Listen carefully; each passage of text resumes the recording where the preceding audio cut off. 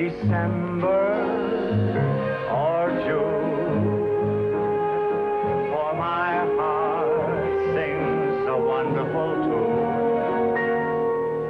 As long as you care for me.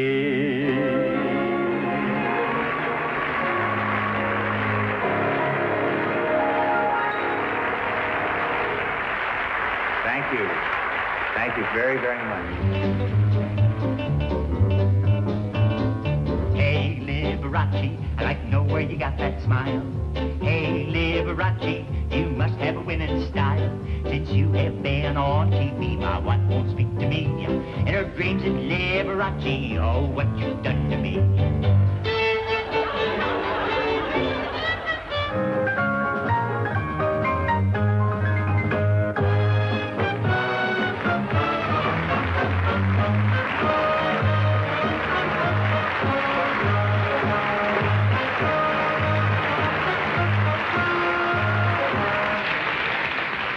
I want you to dig these threads I'm wearing, baby. Well,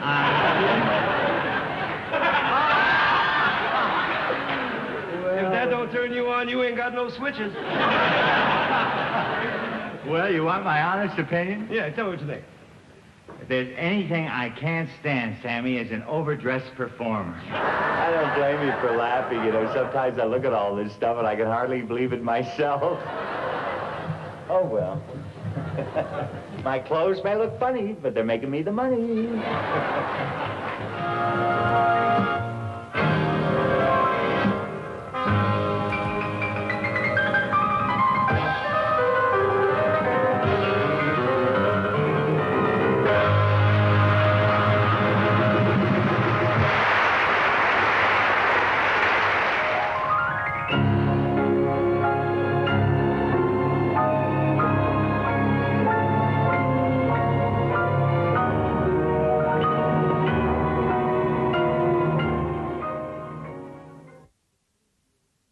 Walter Valentino Liberace. For more than 40 years, he was Mr. Showmanship, one of the most unique and dazzling performers in the history of entertainment. Like his middle namesake, he became a sex symbol and was one of television's first superstars. He was instrumental in making Las Vegas an entertainment mecca. He turned his personal lifestyle into a multi-million-dollar business. The brunt of many jokes, he took them all in stride. Asked once if he was hurt by all the jokes, he uttered the now classic line, "I cried all the way to the bank." We'll follow Liberace's fabulous career, with much of it told by Liberace himself. Władysław Valentino Liberace was born May 16, 1919. I was born in West Allis, Wisconsin, which is a suburb of Milwaukee.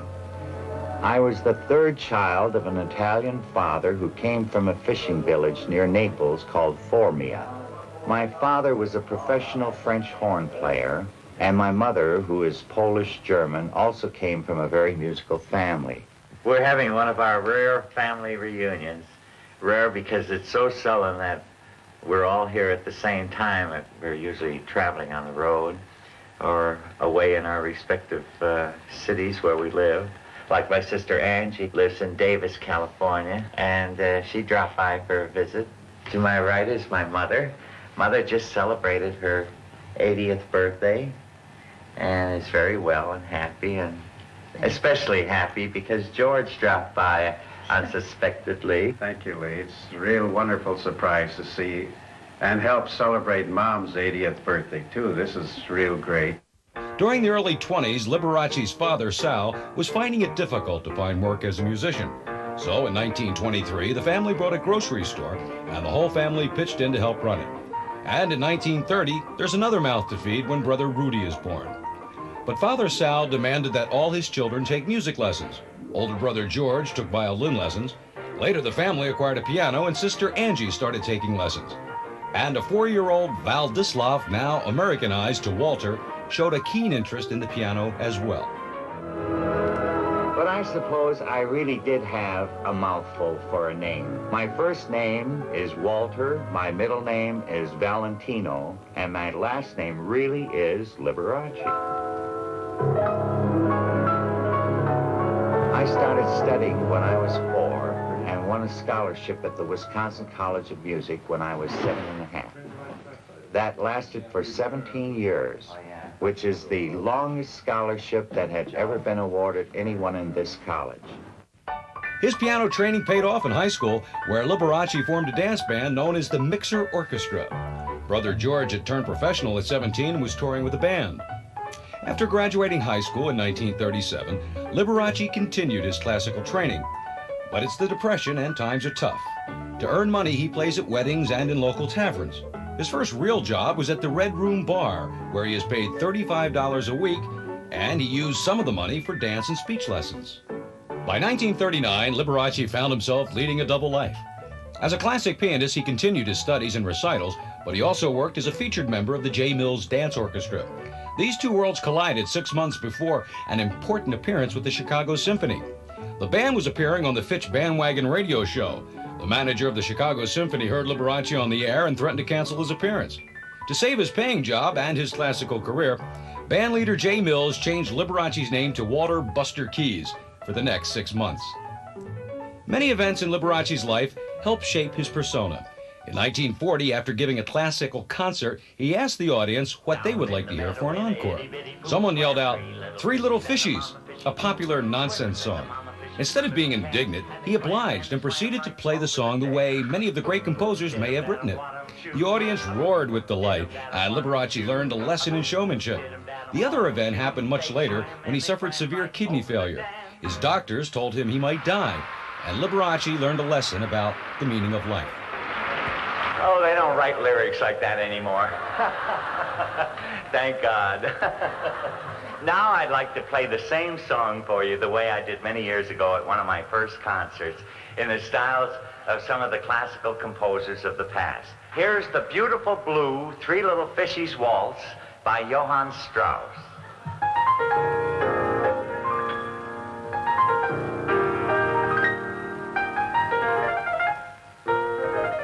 After the doctors had told me I was going to die, I had the last rites, and when that was all over, a little sister came in and said, "Everybody in this hospital is praying for you."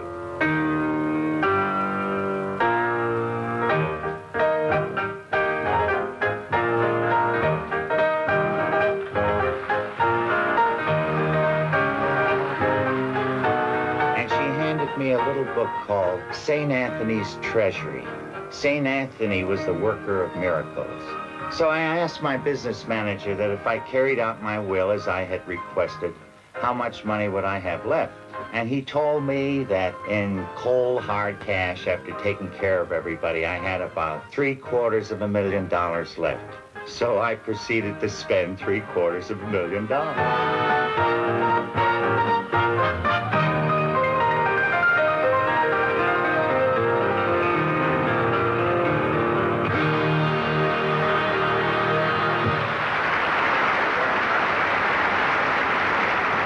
Would you believe the second Hungarian Three Little Fishies Rhapsody by Franz Liszt? This is Jaja's favorite one.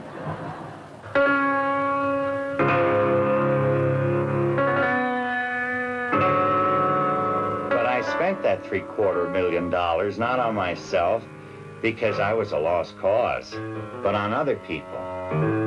I bought presents like you wouldn't believe.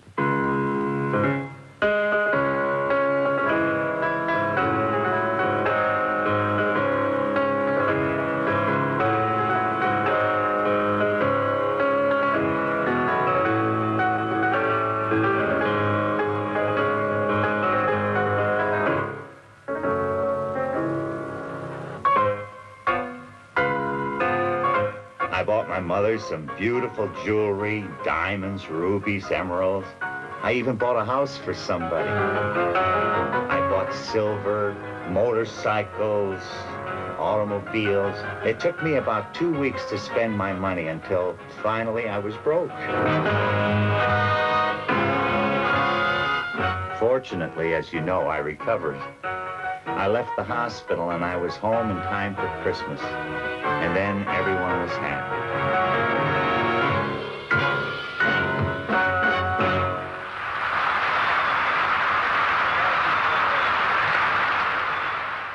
In 1941, older brother George enlisted in the Navy. Liberace was classified 4F due to a back injury. In 1941, Liberace made his first trip to New York. Coming from the Midwest, he's overwhelmed by the glamour and sophistication of the city. And it's not long before he lands a job at the Persian Room of the elegant Plaza Hotel. His job was playing during orchestra intermissions. Although he is well received, it is not the spotlight he yearns for.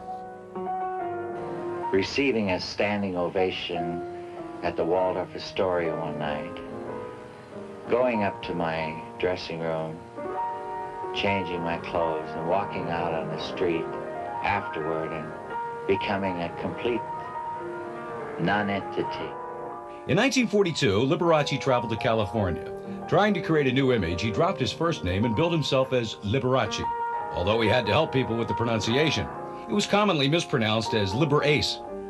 In 1944, he worked at the El Rancho and Last Frontier Hotels in Las Vegas for $750 a week. The following year, Liberace returned to New York and the Persian Room with his new act, and he is paid $900 a week. In 1945, a single event occurred that would change the course of Liberace's career forever. He had seen the movie A Song to Remember, the story of Frédéric Chopin. Liberace was taken with the candelabra, which was placed on the piano in the film. He felt it created a mood of elegance and romance. He decided to try it at the Persian Room. So, on a July night in 1945, a trademark element was added to his act. As the lights dimmed, a stagehand dressed as a butler carried out a glowing candelabra and placed it on the grand piano. To add to the impact, an offstage voice announced, "Ladies and gentlemen, the sensational new piano virtuoso, Liberace." His act ran the gamut from the beer barrel polka to Beethoven classic. The audience loved it, and Liberace was on his way. A variety of reviews said, "He looks like a cross between Cary Grant and Robert Alda. He should snowball into box office." Liberace's candelabra became the centerpiece of his show business image and provided endless opportunities for comedians.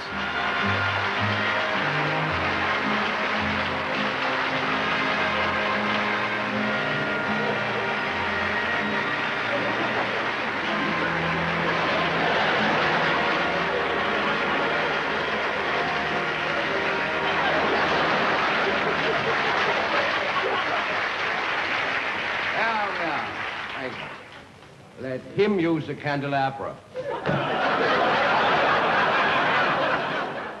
How do you do? How do you do? I came over here to see Mr. Liberace. I didn't know he had company. Oh, I'm the butler.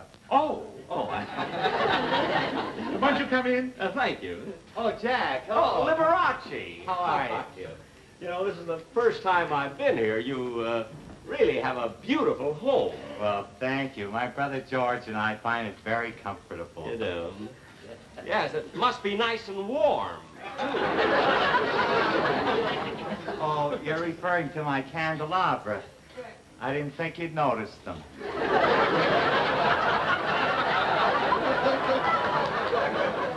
Well, I'm very observing. Well, you see, anyone with an artistic temperament is inclined to be a little nervous and high-strung. And I find candlelight very restful. And it relieves the tension. And it practically eliminates the electric bill. Now, Liberace, I tried to answer your call, you see. I knew you'd called me, and your line was busy. So I came over to see what you wanted. Well, Jack, I wanted to see you about something very important. Won't you sit down? Well, thank you. Thank you. I beg your pardon, sir, but Pierre would like to know what you'd like him to prepare for dinner. Well, I don't know. What did we have last night? Cuisse de grenouille à la José Ferrer. Oh, yeah. Quiz de la Jose Ferrer? What's that? Frog's legs in a kneeling position.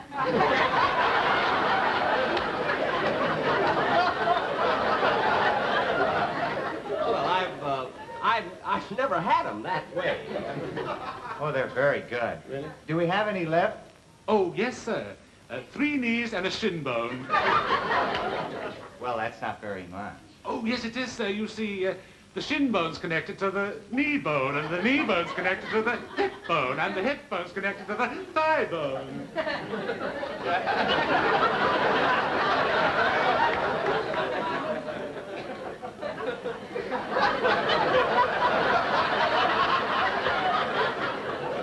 This dinner could be on the hit parade.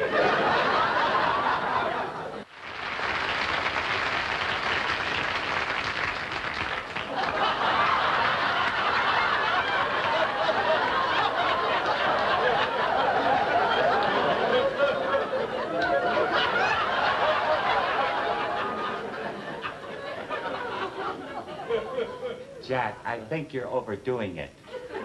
Oh, you didn't want this. Oh, well, I'll get my other violin. I'm terribly sorry.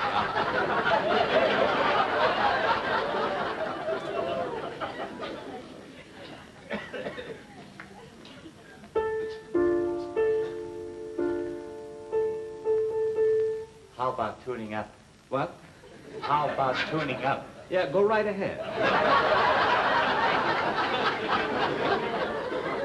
How about you tuning up? Oh, give me a...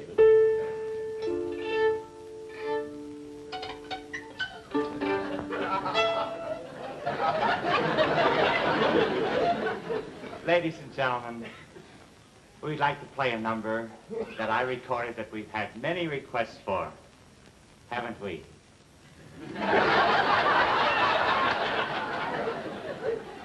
It's called the September Song.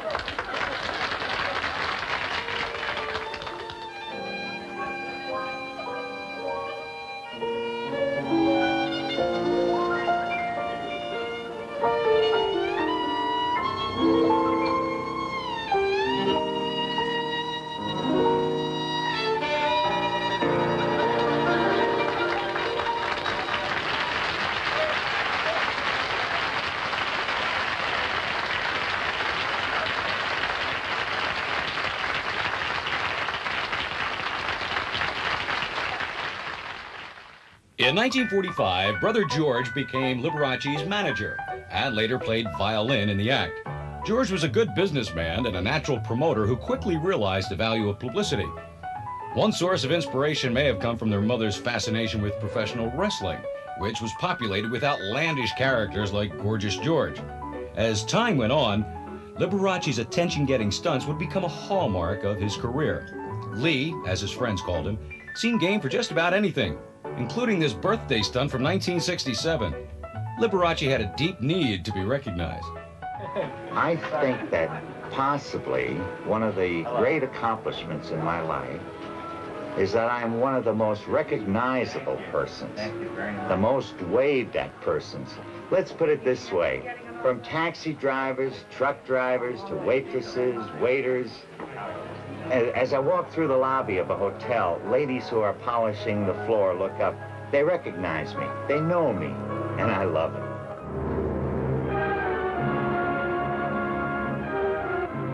All the publicity was paying off. After seeing Liberace at a concert, Universal Pictures president Nat Blumberg decided to put Liberace in the movies. In 1950, he made his movie debut in South Sea Sinner, a potboiler starring young Shelley Winters. Mad at the world. And introducing Liberace, sensation of the keyboard. And even though it was out of place in the middle of the Pacific, the director let Liberace use his trademark candelabra.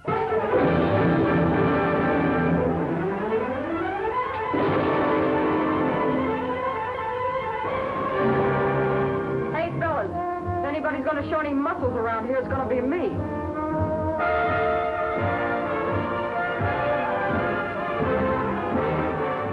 With the release of South Sea Sinner, Liberace bought his first home and brought his mother, now divorced, out to California to live with him.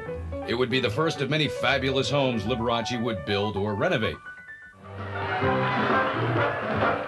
Anyone can build a home if they have money, but to take something that is going to be torn down and is dying and make it live again by filling it with my collections is a very special kind of thrill for me. This is the bar, the piano-shaped bar off the pool area. And on either side of the bar are cabanas and dressing rooms. And the pool, we're actually looking at the back end of the house.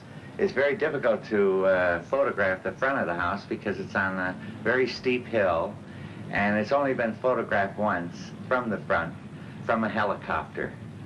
And I didn't have one handy for you today, so we're seeing it from the back, from the pool area. This home, which is in Hollywood, by the way, is only a couple of minutes from Sunset Boulevard, which is one of the main thoroughfares. And yet it has amazing privacy. Everyone who visits me are constantly amazed that we have outdoor carpeting everywhere. We have the thick kind of carpeting and the green kind of turf carpeting. And this is a perfect outdoor garden for entertaining. I've given some wonderful parties out here. And after the sun goes down, it's inclined to get a bit chilly. So we have outdoor heaters to heat the atmosphere. They're hidden in the trees, so they're not noticeable. But I can actually warm this entire outdoor area to about 70 degrees, which is very comfortable. Over here we have a barbecue, complete with candelabra and piano keys. By the early 50s, Liberace had established himself as one of the country's top supper club attractions, and he was heard frequently on national radio programs. But by 1951, it was television that captured the nation's imagination. Liberace had made guest appearances on television programs like Milton Berle and Spike Jones. Although a popular guest, the networks believed Liberace was just too static to carry a show on his own. But Don Feddersen, general manager of Los Angeles TV station KLAC, was convinced Liberace's intimate style would work well on TV. And in January 1952, the Liberace Show made its local live television debut. Liberace received $1,000 per show, out of which he had to pay his brother George and a 5-piece orchestra. In less than 1 month, the program became a favorite with the TV audience and was fully sponsored by a local bank. In 1952, Liberace was selected as the summer replacement for Dinah Shore's television program. The impact was immediate. Liberace went from playing intimate supper clubs to 14,000-seat auditoriums. Don Feddersen knew it was time to let the Liberace TV show go national, and in 1953, the program started its syndicated run, following the same format as his live local show, but now filmed for distribution. By April 1953, 35 stations were buying the program, and 1 year later, the show was appearing on 184 stations, reaching every home with a TV set in the country. In New York, the show was so popular, it was played on WPIX 10 times a week. The format was simple. Liberace would play the piano and tell stories about the music or chat about personal anecdotes. Brother George would accompany Liberace on the violin, but he would never speak on camera. The entire production budget was just $10,000 per program. Liberace continued to take the same $1,000 fee, but he shared in the profits. If it's August, December, or June, for my heart sings a wonderful tune. As long as you care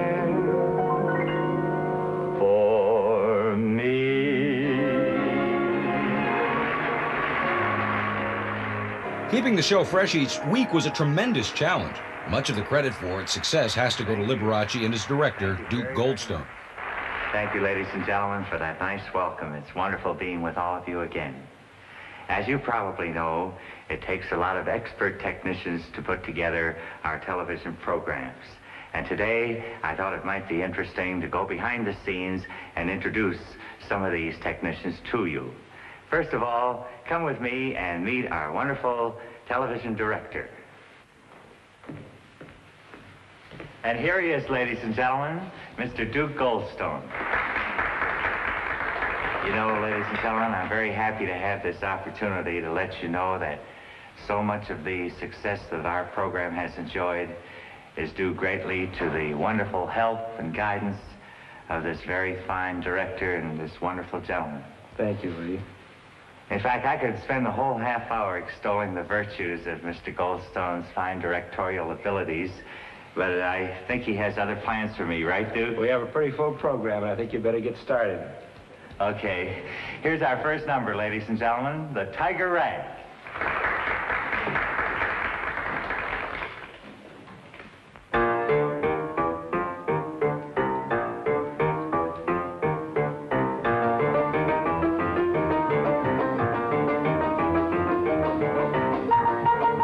The secret of the program's success was Liberace himself. Cleverly selecting a mix between classical and pop music, he talked directly to his audience, sharing intimate details of his personal life and cleverly working his brother George and his mom into the program. Liberace's show was carried by more stations than I Love Lucy. Fan mail was pouring in at the rate of 5,000 letters a week, and every personal appearance Liberace made turned into a near riot. Legions of middle-aged women wanted to know every detail of Liberace's life, even the foods he liked, and Liberace was happy to oblige, and working it into his television show. And the ingredients that go into sukiyaki consist of green peppers, fish, mushrooms, meat, and various other kinds of vegetables. It's prepared at your table in a hibachi, and it is served with a hot wine, which is kept warm in a sort of a teapot like this, and that is known as sake. It's also accompanied with green tea, and after it's cooked, it's served with rice, and it's eaten with chopsticks. Incidentally, recently in a Japanese tea house in Honolulu, a very famous lady chef taught me how to make this dish. Her name was Dorothy Moriyama. And here's a picture of Dorothy Moriyama and myself cooking sukiyaki. Later, after it was prepared, all the people in our party partook of this unusual feast. Start the day with a smile. It's so easy to do. Roll out of bed each morning with a grin. That's the way to begin. Start the day with a smile. Later, he even started to work some shots of his home life into the program. This was an early preview of things to come. Covers up your face and put a smile in its place. What can you lose trying? What can you gain crying? Wish on a star, follow through, and happiness sure to come to you. Watch your troubles roll by with the clouds in the sky.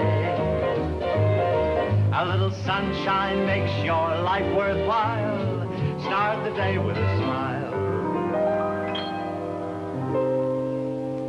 Try reaching for a rainbow, and you will see the rain go.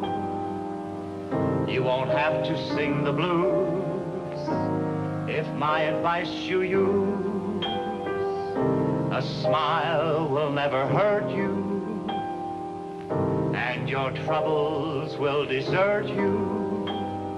You'll be happy every day if you do as I say. Up on your toes, inhale, throw out your chest, exhale, take a deep breath, sing a song and you'll be happy as the day is long. Watch your troubles roll by with the clouds in the sky. A little sunshine makes your life worthwhile. Start the day with a smile. It'll make you happy if you want to be happy. Start the day with a smile.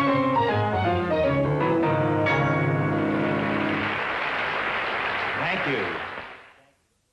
With his popularity zooming, Liberace tried to make as many personal appearances as possible. An important event occurred in 1952 when he was scheduled for his first Hollywood Bowl appearance. Worried that his fans would not be able to see him from a distance, he had Hollywood tailor Cy DeVore design a white tuxedo. And another of Liberace's trademarks was born. These are some of my street clothes. And the reason I love so many clothes is because I guess when I was a kid, I had to wear my brother George's hand-me-downs. Now that I can afford to buy my own, I have them in about 3 sizes because I love to eat and my weight constantly fluctuates. So most of my suits come in 3 sizes: thin, fat, and impossible. And I have them in a see-through wardrobe with sliding glass doors. I should say squeaky sliding glass door. I have here in this home about 200 suits, 400 sports shirts and slacks, and about 100 pairs of shoes. And believe it or not, I wear them all. My clothes may look funny, but they're making me the money. Oh, thank you very much. Oh, wait, I gotta tell you. Remember that bank I used to cry all the way to? I bought it.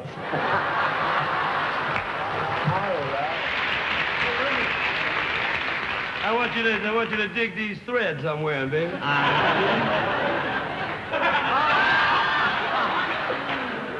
that don't turn you on, you ain't got no switches. Well, you want my honest opinion? Yeah, tell me what you think. If there's anything I can't stand, Sammy, is an overdressed performer. You used to be so conservative. What happened? No, the word is reform. Lee, look. Yeah. I'll explain it to the goyim later. In these outfits, we look like a dance team in Tiffany's window. Well, let's not waste the jewelry. I'll tell you what. We would make a great dance team, no doubt about it. Sammy Davis Jr., Lee Liberace. Yeah, I think that's pretty good billing. It's like the Woolmaston Trio. Should I get over there? Why don't you step? Okay, I'll start this whole mess off here. Let me pick Okay. up something amusing. You know you created theatrical suicide.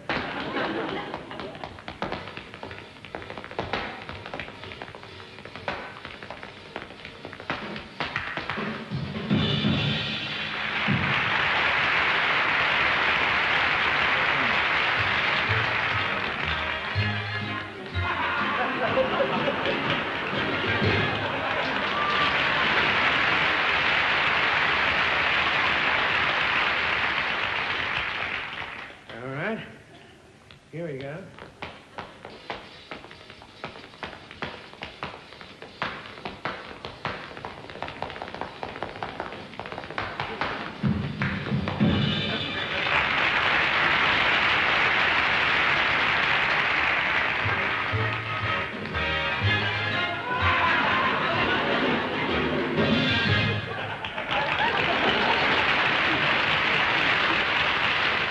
I've heard of a white backlash, but that's ridiculous. Well, let me see. I did my 2 steps, and you did that. I guess when you... Well, if you can't lick them, join them, baby. Look out.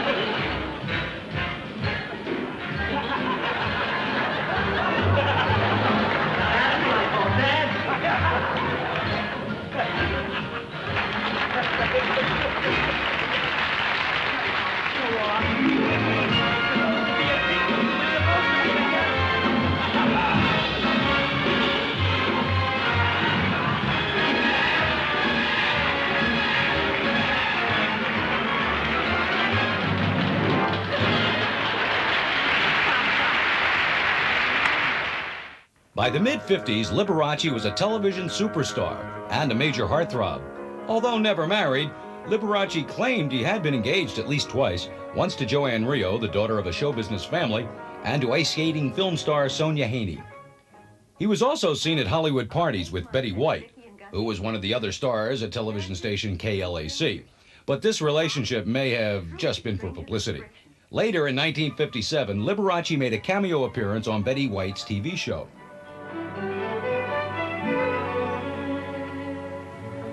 There'll be 4 of us, sir. Good evening. How are you? Come in, please, this way. Mr. and Mrs. Clemson are on their way over. Thank you.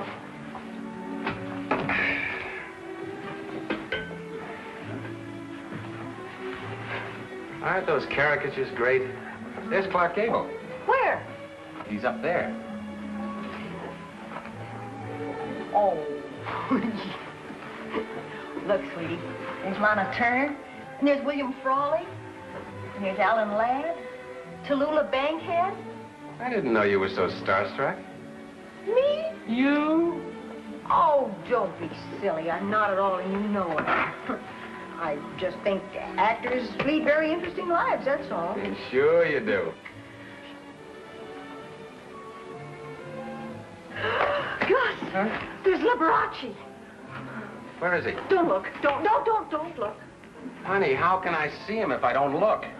Well, just don't be obvious. They don't like to be stared at. So look up this wall to that beam as though you were looking at the pictures. Now follow the beam across. Now, down the other side. Hello. Honey, will you tell me where he's sitting and never mind the radar? He's getting up. Shh, don't look.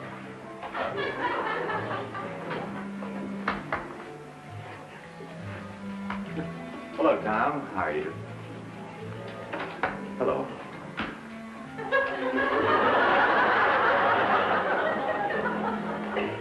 Well, that was nice of him to say hello. He doesn't know me.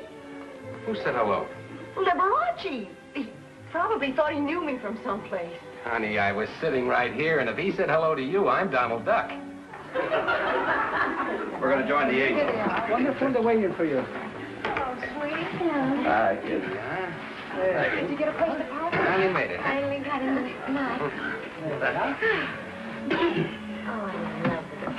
Guess who just said hello to Vicky? Liberace, no less. Vicky, did he really? Well, he must have thought I was somebody else. He sure must have, because he said hello to somebody else. But if anyone seemed to be Liberace's most frequent date, it had to be his mom. Here they are at the 1954 premiere of A Star Is Born. Lee, how are you? Fine, Jack. Lee Liberace. Jack's my mother, and my very good friend from Chicago and St. John. Won't you stand in? Awfully nice to see you. It's nice to have some fellow Milwaukeeans here, you know? Certainly is. You were? Well, no, we're all very happy. I wasn't born there, but I lived most of my life there. In fact, this is where we knew each other. That's right, Jack.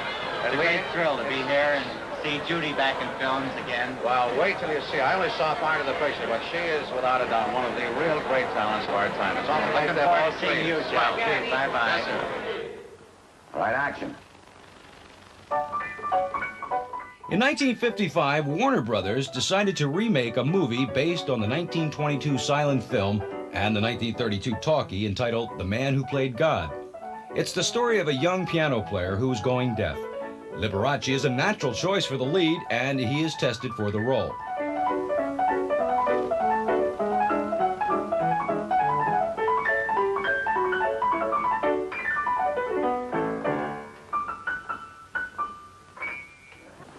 Print that, will you, fellas? How'd I do, Gordon? Very good, very good. Do I get the Oscar? The Oscar? Uh-huh. No, I don't? no. That takes a little time. Oh, You haven't even got the plot. I haven't. Well, this is just a test. On November 22nd, 1955, Sincerely Yours opened, and many of Liberace's fans rushed to movie theaters to see their idol on the silver screen.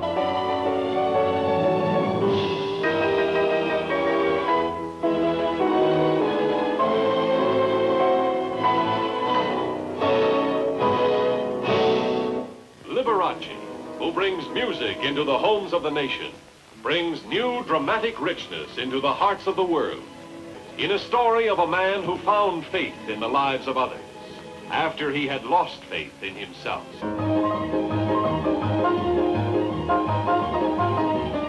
Loaded with 31 piano numbers, a Hollywood reporter said, "This picture will probably make a grand piano full of money." Another review said, "Liberace appears to have mastered the rudiments of acting." Jack Warner was quoted as saying, "We've got a winner here, boys." Although the box office is very good the first few days, ticket sales drop off very quickly. Liberace does everything he can to promote the film, even appearing on the Groucho Marx TV show. I haven't seen your picture yet, but how is it going, Led? Sincerely yours? Yeah.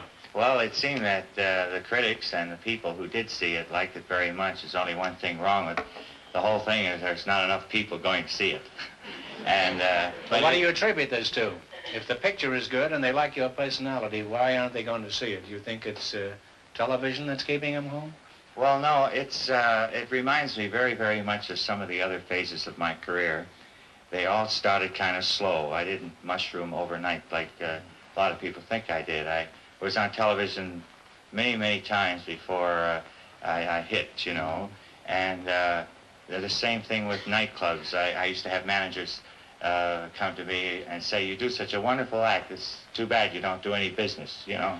And then later on... Did the manager say this the second night or just the first night?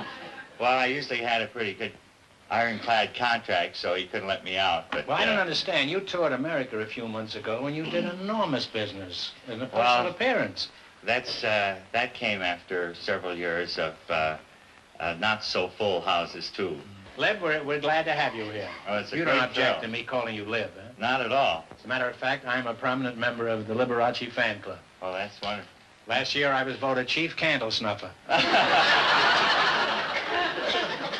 What name do you vote under, Libby? Well, actually, I believe I'm the only citizen in the United States allowed to vote with one name. You vote just under one name? Mm-hmm. Well, that's where we differ. I vote under 12 different names. What do your intimate friends call you, Lib? Oh, they call me Lee. Lee, well, that's nice. That's good enough for me. And Mrs. Strout, you have the honor of standing on the lee side of Liberace. Is it true you actually live in a piano? Well, not actually, but there are a lot of things in my house that are piano-shaped. Tables and picture frames and swimming pool. And I have a collection of miniature pianos that started when I was 7 years of age. Paderewski gave me a little piano that he sent to me from Budapest. And I was so thrilled with it at the time that other friends in show business that I met later in life always would remember me with little pianos. And I also have two concert grand pianos that I use in my work.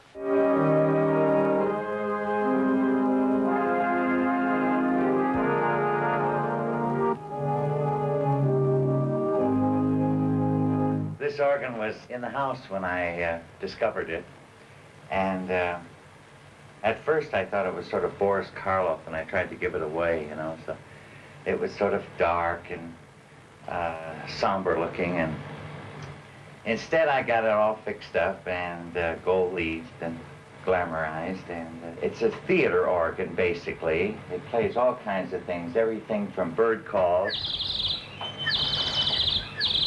to triangles and castanets,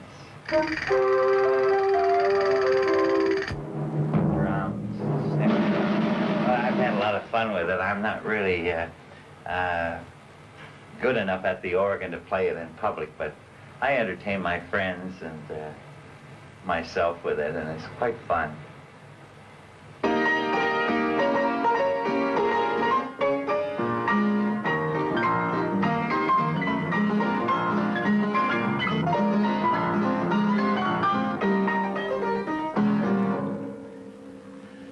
That's my honky-tonk piano, which I use in some of my shows. And it's kind of a fun piano because all the jeweling on it was done by my friends. We had a jewel party, and I gave everyone a package of jewels and a tube of glue, and I said, do your thing, and this is what happened. This is the smallest little piano in my collection that's playable. I have smaller pianos in my collection, but this one actually was used on a recording session. It has a toy piano sound, and it was made in Paris.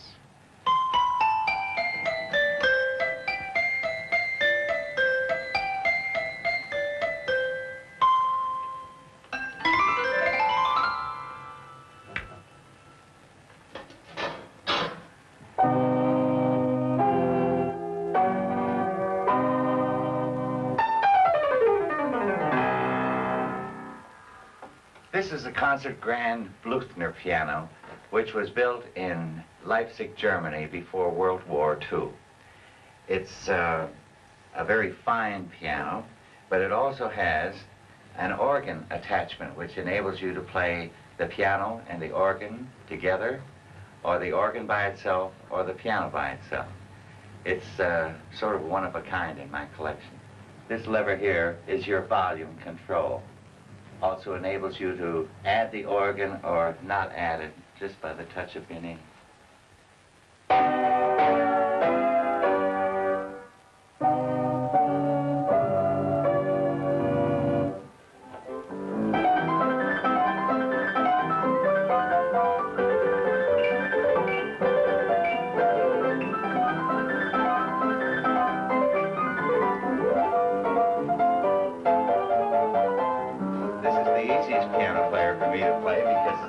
Piano. In fact, I've started making piano rolls. I'm the first artist in 37 years to make rolls for the piano again on an ancient piano player roll recording machine that was invented in 1902.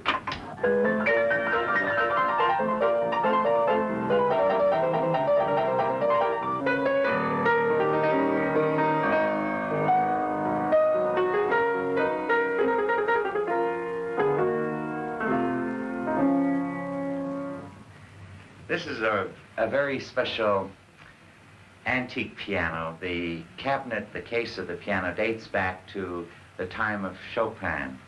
But pianos, unlike Stradivarius violins, do not improve with age. They deteriorate with age. And so when I discovered this piano in Europe, I bought the piano for its case, and then when I got it to America, I had an American piano action put in it. It's one of my favorite pianos.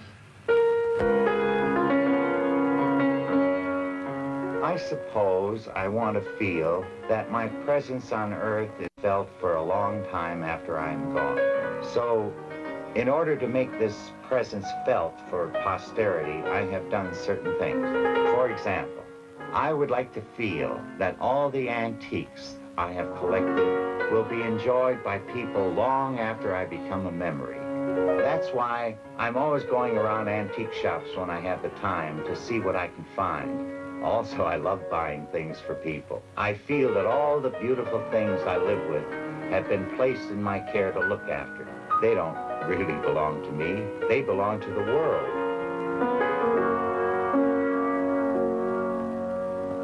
I bet you thought it was another piano. Actually, it's a refrigerator and a freezer. But you know, ladies and gentlemen, I was just listening to Bob Crosby, and what he said about Liberace is true. He is the honorary mayor of Sherman Oaks. You see, he lives there. He has a beautiful home. Oh, it's a fantastic place. And in his backyard, he has a swimming pool shaped like a grand piano. Oh, it's magnificent. In fact, I get a thrill every week when I go there to clean it. Back in the 50s, when his TV series was one of the most successful on the air, Liberace was being lampooned by every comedian around. Instead of being upset, Liberace joined in himself, like this appearance on an Easter Seal special.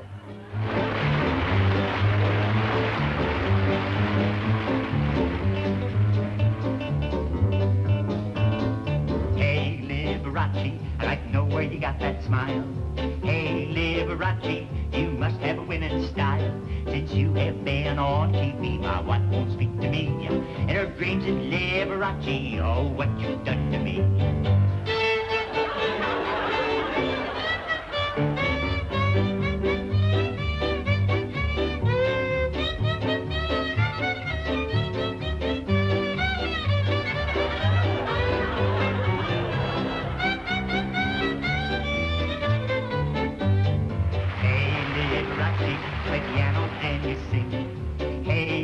Liberace, you've got that certain thing. My mother-in-law came by to watch you on our TV set. But that was 30 weeks ago and she ain't left here yet.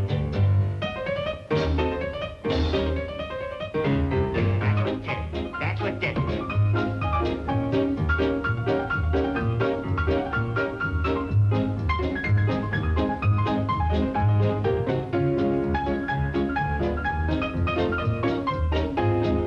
Hey, Liberace, my wife is on the bling.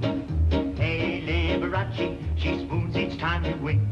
The women follow you around whenever you're in town. With your pearly teeth and your curly hair, you're sure to get around.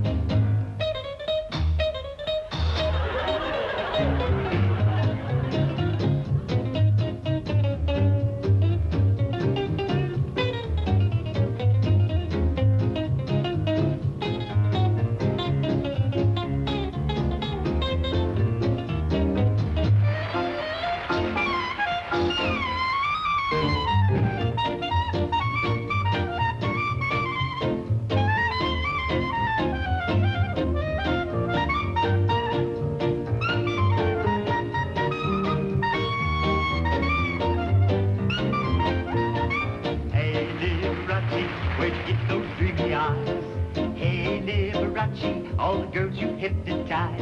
An old maid saw you on the street, she yelled and said to me, I'd surely give the world if I could be with Liberace. I'd surely give the world if I could be with Liberace.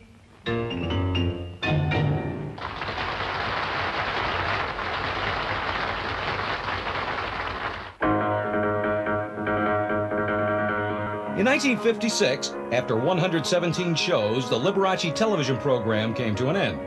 Although his movie career may not have taken off, and critics enjoyed panning his sold-out concerts, Liberace was crying all the way to the bank.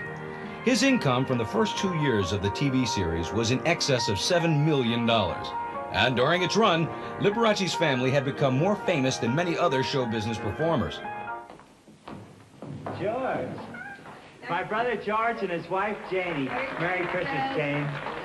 Oh, wonderful. George, glad you came over. Are the rest of the band coming too? They're parking the car. They're parking now? Oh, yeah, I see them. Come on in. Here's Gordon Robinson, our arranger. Merry Christmas, Gordon. Merry Christmas, Merry Bob. Christmas, Lee. Merry Christmas. Glad to see you, Arthur. Merry Christmas, Truman. Merry Christmas, Lee. Make yourself comfortable. Merry Christmas, Navi. Merry Christmas, Maury. Merry Christmas, Wally. Merry Christmas, Clarky. Nice to have you. Merry Christmas, Steve. Glad you could come. Merry Christmas, Alan. Merry Christmas, John. How's the family? Just fine. Wonderful. Merry Christmas, Emil. You look nice and warm then. Well, look at who's here. This is my brother and his wife, Isabel. And this is Rudy, and this is little Rudy. Give Uncle Lee a kiss. Give Uncle Lee a big kiss. And throw everybody a kiss. Throw everybody a kiss. That's the boy. Merry Christmas. Merry Christmas. Make yourself comfortable, kids. I'll be with you in a minute. Oh, and here's some more of the family. This is my sister and her children. This is Diane, my niece. And this is Freddie. And they brought my little dog, Suzette. And you brought me a present. Oh, aren't you a good girl? Here you are, Angie. Merry Christmas, kids. And ladies and gentlemen, guess who's coming? The producer of the show, my mother. Merry Christmas, Mom. Merry Christmas. Oh, it's wonderful. Make yourself comfortable, Mom. Santa Claus should be here any minute. Without his television program, Liberace concentrated on personal appearances. And for Liberace, Las Vegas was the perfect setting. A headliner in Vegas since the mid-40s, the town was made for him, gaudy, glitzy, and glamorous. The place his audience, Mr. and more importantly, Mrs. Middle America, came to play. And there wasn't anything Liberace wouldn't do for publicity, including camping it up with horror movie hostess Vampira.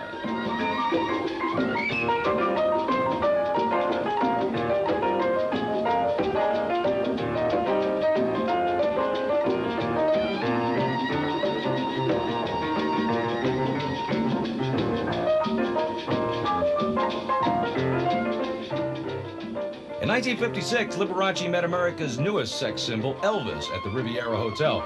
It was a press agent's dream. Liberace said, Elvis and I may be characters, me with my gold jackets and him with his sideburns, but we can afford to be. Complaining he now had to look even wilder than his imitators, he appeared in a tuxedo jacket studded with sequins worth over $10,000. It's not the loudest one, but it's the most expensive. You know why? Because of the buttons. Yeah, they're real diamond buttons. Yeah, in fact, the buttons cost more than the suit. But I couldn't come out just in the buttons. Coax me. I'll make that centerfold yet. You know what the gimmick is with the buttons? On each button, there's a letter, see, and altogether they spell out my name. That makes them deductible. Yeah. See, you want to see? Here's the L-I-B on this side, see it? Here's the E-R-A, and then the C-E is in the back there, see? Yeah. Are you looking at the buttons? You know, I was just going to say, I love this theater because you're all so close and I can hear all the things you whisper and everything. Now, all during the show, I've been hearing little things like, could I see your rings? You want to see them, do you? Sure, don't be afraid to ask to see anything. Sure. I'll be right over. Let me show. It's a candelabra. And that other thing is a watch. It's shaped like a piano. See it? Yeah, I got some more yet. This one here. This one doesn't represent anything. It's just made out of the leftovers. Yeah. You like it? Bracelet? Oh, listen, I'm glad you want to see it because, let's face it, you bought it. Let me show. You want to see? Here you go. Yeah, the watch is underneath the diamonds. In case you have to tell the time, you press 2 diamonds, the lid opens up, see? Yeah. It keeps very good time. It's about 20 rubies to 11 diamonds. Yeah. Let me show the young man here. See what you get if you practice? You like it? Oh, I love it. It's beautiful. It's gorgeous. That's a big stone. I love it. It's nice to have a big one if you have a choice, isn't it? Yeah, that's gorgeous. My stones aren't large, but I didn't have to do anything to get mine.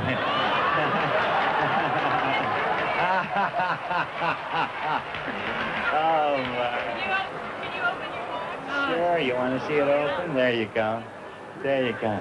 That's pretty, honey. Good. That's a start, huh? Yeah, look at all the young girls here. I thought only the old ladies liked me.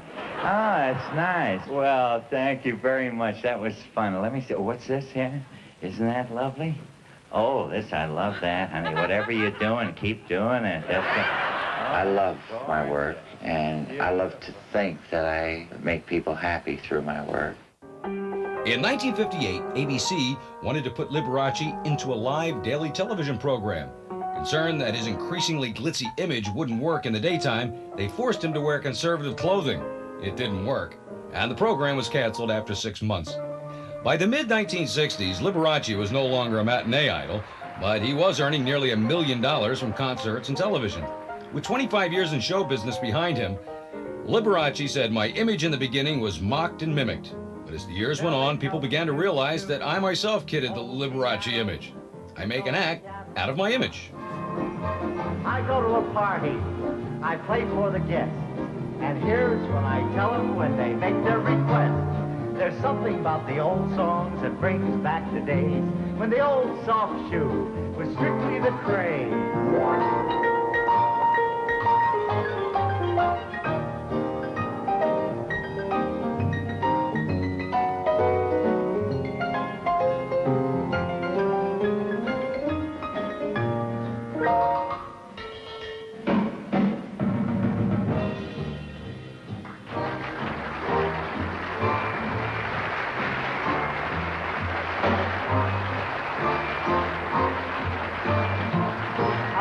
I got guts.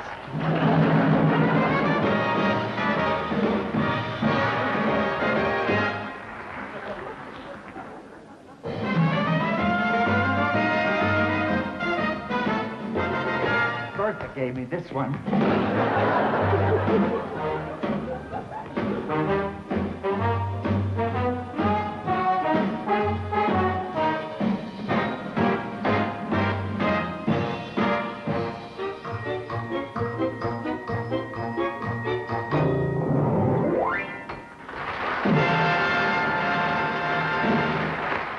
In 1965, Liberace appeared in the film When the Boys Meet the Girls. It was his first screen appearance since Sincerely Yours. Wow. Love that Connie Francis. Buffalo Bill never saw anything like this. It's Herman's Hermits. It's a swinging stampede of stars belting out those new sounds and way out beats. Sam the Sham and the Pharaoh. Although the film is aimed at the rock and roll audience, Liberace and Louis Armstrong are treated as visiting pop stars. What do you know? It's Liberace.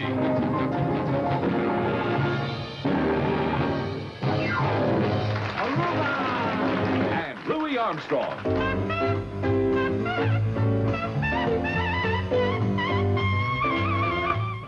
Also in 1965, Liberace appeared in his last feature playing a casket salesman in the black comedy The Loved One. And this film seems to mark Liberace's transformation into a camp icon. More than ever, it's his clothes and lifestyle that capture the public's imagination and comedians' barbs.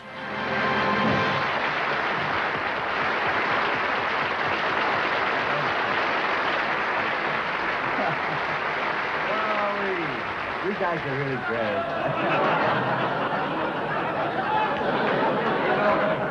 You know, Dick and I guess everybody in show business, we just really admire your clothes. Yeah, and your guts for wearing them. You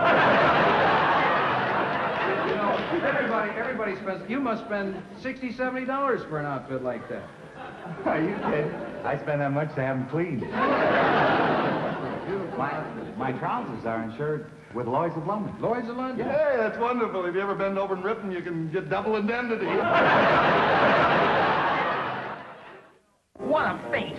Punched in a player piano roll. Liberace ensured himself a place in camp history by appearing on the Batman television series. He played the dual roles of Chandel, the evil pianist, and his twin brother, Harry.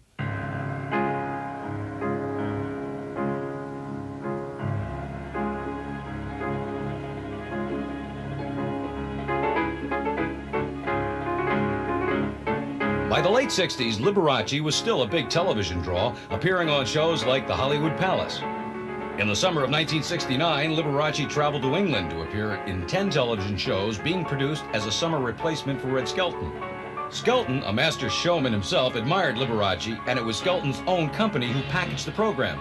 Unfortunately, the program did not last past its summer schedule, and it would be Liberace's last attempt at a television series. But as the 70s arrived, Liberace was never off television for long, appearing as a guest on many shows and on his own specials. He also continued to buy homes and decorate them lavishly. Soon the public seemed as interested in his homes as they did in his concerts. Of course, Liberace was delighted to show the public his newest acquisitions. And it was crying out to be saved when I found it about 4 years ago. It had decayed quite noticeably and was going to be torn down.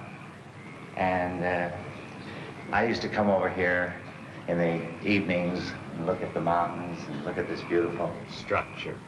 I felt that it was worth saving, so I bought it and I turned it into a private home. I find it very peaceful and serene, and I like to just come out here and sit during the lovely evenings, which are very balmy, incidentally. The climate here in Palm Springs is very mild, and at most times of the year, we have temperatures in the high 70s, the low 80s, even in the wintertime. The Chamber of Commerce insists that the average temperature is 82 degrees. The cloisters is faced on one end by the master bedroom and on the other end by the shrine to St. Anthony. It's also a wonderful place to contemplate and find peacefulness. All the artifacts in this room come from churches that are now torn down. I found most of them at various auctions in Europe and around the country. The stained glass window, for example, is from Providence, Rhode Island. And since I live across the street from the Catholic Church, I am visited frequently by members of the church. And the entire house has been blessed by the local bishop. This is the bath, and the sound you hear in the background is the whirlpool tub. It's a marvelous, relaxing, sort of therapeutic kind of bath. This champagne bubble bath, if you want bubbles. Since the room is completely surrounded by mirrors, you can see reflections wherever you look. Reflections of the chandelier, the ferns. In fact, they go into infinity. The statue is from Rome, and it's made of white Carrara marble. This is the master bedroom at the Cloisters. Most of the furnishings in this room are French Empire and Louis XV. It has a vaulted ceiling, and the most priceless possession in this room is the Louis XV desk, which was presented to Tsar Nicholas II of Russia, and on which the Franco-Russian alliance was signed. There seemed to be no end to the curiosity of Liberace's loyal fans. In 1979, the Liberace Museum opened and quickly became Nevada's third most popular tourist attraction. Liberace's older brother George, now 68, became curator of the museum. One of the most popular features of the museum was part of Liberace's incredible automobile collection. Ever since the 50s in Las Vegas, Liberace had loved cars, and he knew how to use them to get publicity. The most elaborate car of my car collection is this custom Landau Rolls-Royce limousine. It's the most elaborate and also the most expensive. There were only a few of these made, and the thing that makes it so special is the Landau top. Would you like to see how it works? I'll show you. Would you mind showing you how it works, Bob?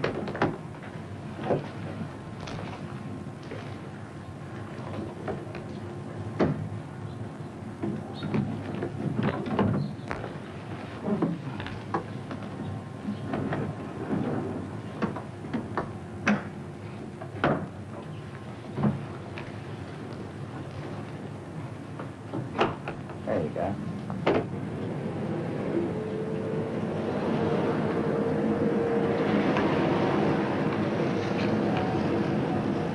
This is car number 3. And as you can see, it has piano keys going all along the side of the station wagon. And the license number is 1 piano. The 4th car is a custom-built Cadillac limousine designed by Durham. There were 2 of these cars made. The other one was a bulletproof model designed for Lady Bird Johnson when Lyndon B. Johnson was president of the United States. It has some unusual appointments on the inside.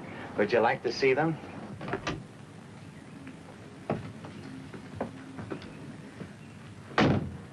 I had a bar designed for this car by Coachcraft, who does work on Rolls Royces. And it's quite unique in that the, I'm sorry, I'll have to do that over. And this is car number 5. This is an English taxi cab. It's a 1957, and I bought it in London, and I had it shipped to the States. I changed the color of it because the English cabs are black. The flooring is carpeted in red carpeting, and the interior is also carpeted, and the upholstery is black leather, and the meter works, and it's in the old English coinage of pounds, shillings, and pence. I use this taxi to pick up guests when they come to visit me, and it really kind of gives them a thrill when I pull up at the airport in this wonderful old cab. This is car number 6. This is car number 7. This is a new replica of a Model A 1930 Ford Roadster. The number plate on this car is appropriately, I am cute. This is car number 8. This car is a Bradley GT. It's built on a Volkswagen chassis, and it's a customized car. It's one of a kind.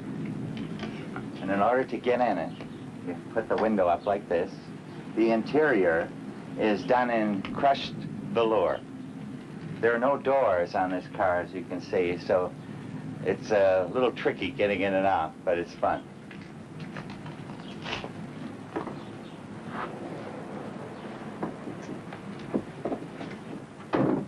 Well, I showed you some of my pet toys and my cars, and I've come to the conclusion that I'll have to put this little sign up somewhere in my home. The difference between men and boys is the price of their toys. On November 25th, 1980, Liberace's mother passed away at the age of 89. Liberace was shattered. She was his constant companion. To help fill the void, Liberace surrounded himself with pets, and the expression of lucky dog takes on a whole new meaning. I wish I could adopt children like I adopt dogs, because I think I would be a wonderful father. I wouldn't spoil my children, but I would share with them, and I think I could give them a lot of love. These are some of my dogs. I say some because there's still a couple of more. Most of my dogs have been given to me by people who really didn't want them.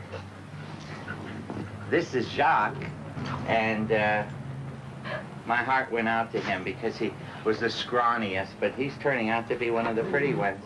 And this is Mishi, who is owned by a very nice young lady. And Mishi refused to stay home alone, so she couldn't take her to work with him, so she gave her to me.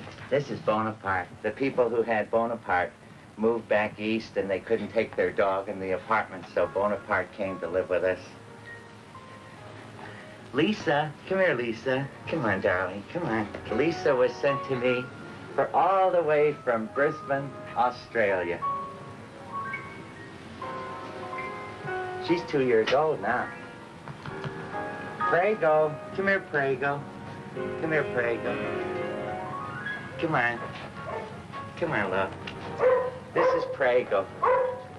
He's a German Schnauzer with an Italian name, Prego, which means you're welcome in Italian. Elkie, come here, darling. Elkie, come here. This is Elkie.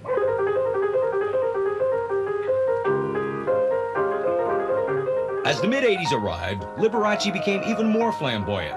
His costumes were more outrageous than ever, ranging from sparkling tuxedos, incredible furs, to hot pants, and the more dazzling his costumes got, the more popular he became. He even started to attract a new, hip, younger audience. Liberace had not played New York in 20 years, but in 1984 he appeared at Madison Square Garden as the official timekeeper for the first WrestleMania. And then Radio City Music Hall, where over 70,000 tickets were sold, a complete sellout for all performances, breaking every record in the 50-year history of the music hall. "I've become a hot ticket," Liberace said to a newspaper reporter. He couldn't have been more right. In 1985, Caesar's Palace was paying him $400,000 per week, and he was offered $600,000 for a two-night stand. The only sad event was the death of his brother George in March of 1985. In 1986, Liberace, now 67 years old, returned to Radio City Music Hall for another series of sold-out shows. His final performance was on Monday, November 3rd, 1986. I would like to be remembered as a kind and gentle soul, and as someone who made the world a little better place to live, because I had lived in it. I would like to think that my music would be remembered, and also some of the beautiful things that I have collected in my homes. In fact, I have formed a trust so that my personal belongings and my homes will be shared by the world after I'm gone, as a sort of a museum. Above all, I think, I would like to be remembered as someone who cared about people.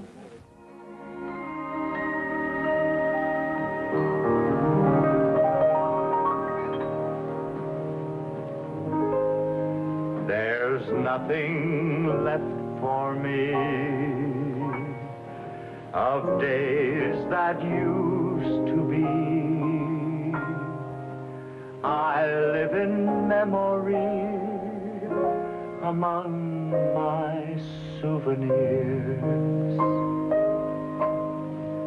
Some letters tied with glue, a photograph or two. I see a rose from you among my souvenirs. A few more tokens rest within my treasure chest. And though they do their best to bring me consolation,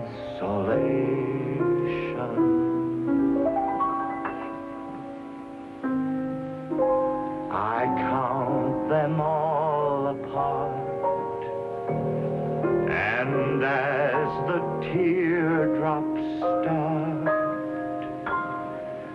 I find a broken heart among my souvenirs. After a long illness, Liberace, the world's greatest showman, who delighted in entertaining audiences all over the globe, passed away on February the 4th, 1987. Well, ladies and gentlemen, it's time to go.